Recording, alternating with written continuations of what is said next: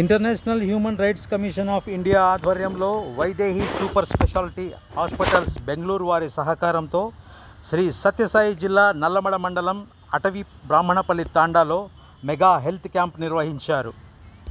BP, sugar, cancer, గుండె జబ్బులు, కీళ్ల నొప్పులు, గ్యాస్ట్రోఎంట్రాలజీ మరియు ఈఎన్టీ పలు రకాల వ్యాధులతో బాధపడుతున్న ప్రజలకు సేవలు అందించారు.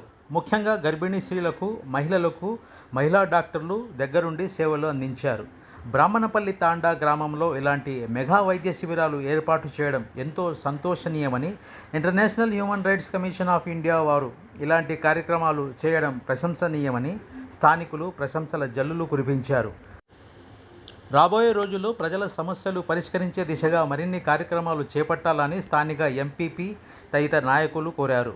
ఈ కార్యక్రమంలో national joint secretary Purushottam Reddy, national general secretary Vinod, state president Srinivasulu, state joint secretary Srinu, Nandyal జిల్లా వైస్ ప్రెసిడెంట్ బాలు తదితరులు